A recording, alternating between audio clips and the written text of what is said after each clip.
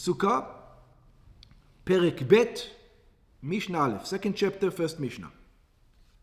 Ikar mitzvah shel yeshiva b'sukkah, we're going to learn that the main commandment of sitting in the sukkah, achila v'shtiya v'shena, are three things: eating, drinking, and sleeping.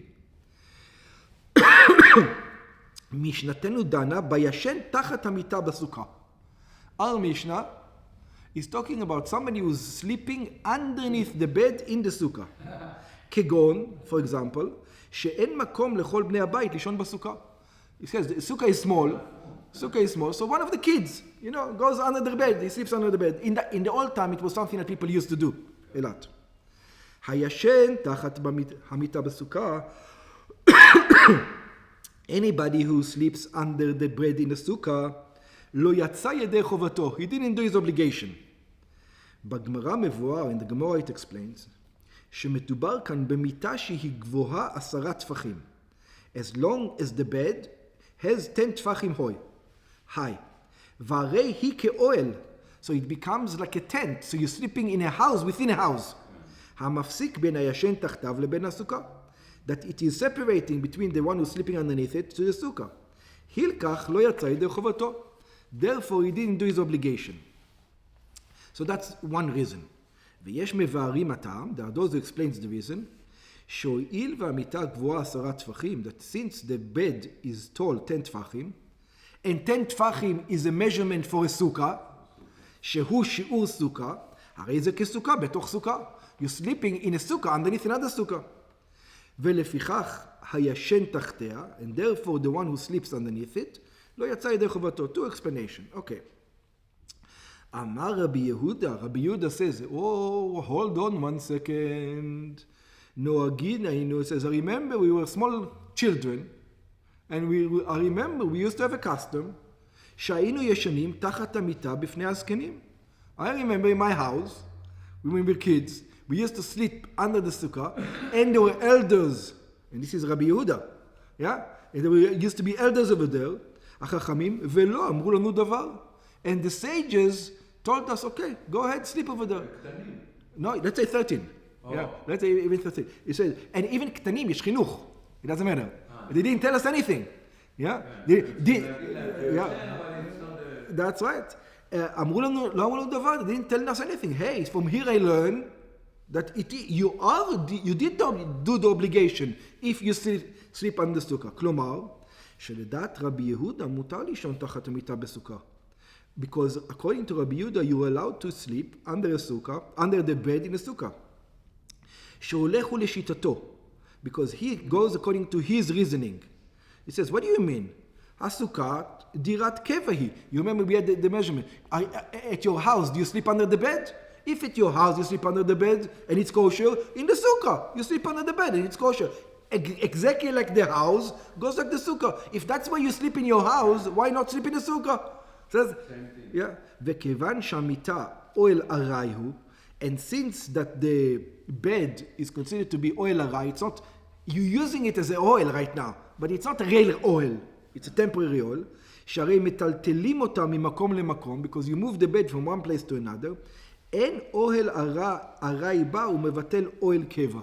It says the bed is a temporary oil, and the sukkah is a permanent oil. So a temporary oil doesn't nullify a permanent oil, and therefore you yotze sleeping under the sukkah according to Rabbi Yehuda, but en halacha ke Rabbi Yehuda.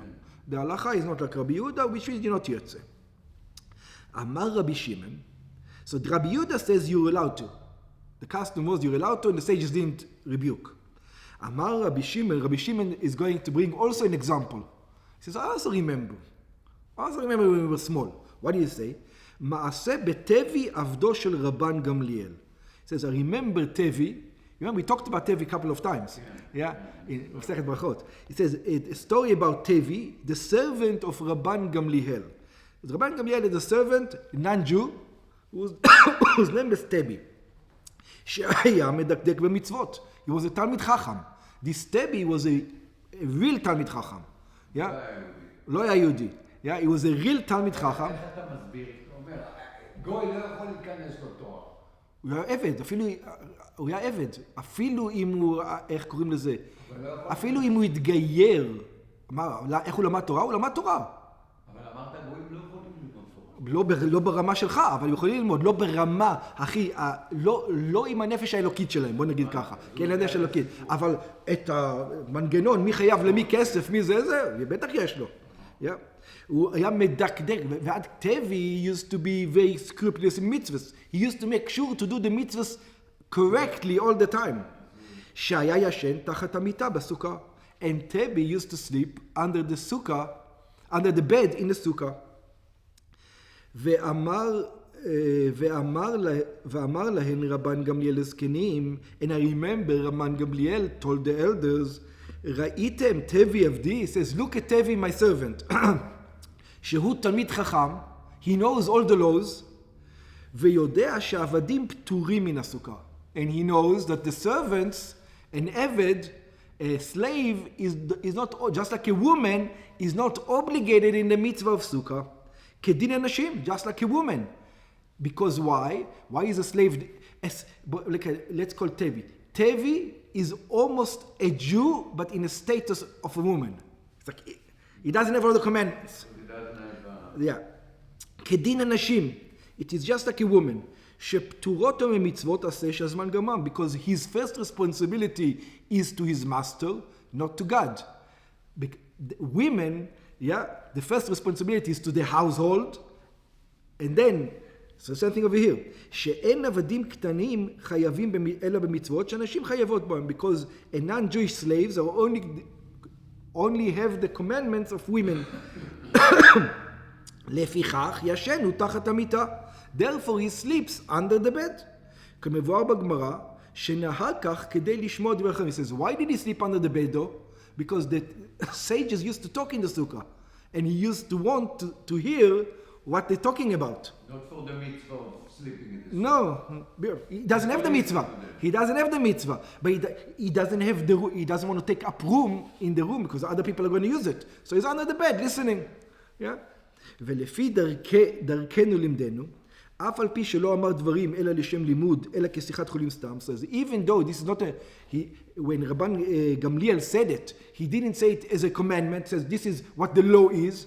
It was a conversation. שבא לשבח את עבדו תלמיד, שתלמיד חכם הוא. He only want to say how much knowledge Tebi has. מכל מקום למדנו דרך אגב משיחתו זו, but by the way, from this conversation, we learned the halacha, what? שהישן תחת המיטה לא יצא ידי חובתו. That if anybody who sleeps under the bed didn't do his obligation, Tebi didn't have an obligation, that's why he slept, and that's what we learned from it. בגמרא מבואר, in the Gemara it explains, שאף רבי שמעון סובר כרבי יהודה. That רבי שמעון also holds like רבי יהודה. שסוכת דירת קבע היא. שסוכה is a permanent place, not like we learn, it's a temporary place. So if it's a permanent place, sleeping under the sukkah, he did the mitzvah. So how do you learn this?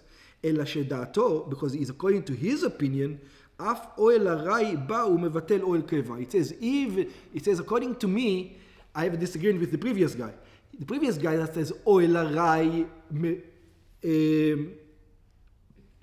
אוהל הרי doesn't מבטל, doesn't nullify oil keva.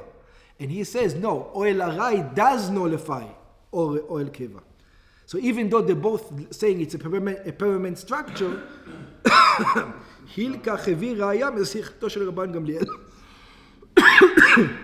That's why he brought this example from Rabban Gamliel to give you the knowledge that even if you say that the sukkah is oil, a permanent structure, it depends how you look at the mitah. Everybody says a mitah is oil arai. Now the question comes, oil arai is nullified or oil arai is not nullified? שהישן תחת המיטה לא צריך לדבר. אגב, ראייה זה אמרו בגמרא. Because of this, the Gemara says, מניין שאפילו שיחת חולים של תלמיד החכמים צריכה ללמוד. It says, from here we know, how do we know that even a regular conversation of a sage you need to learn? שנאמר, ועליהו לא ייבול. Because it says, and the leaves are not, and even though it's not the fruit, it's just the leaves. Yeah, what can you learn from the leaf of the tree? It says, never the leaves will never lead you astray. even just the conversation, not the fruit itself, is still going to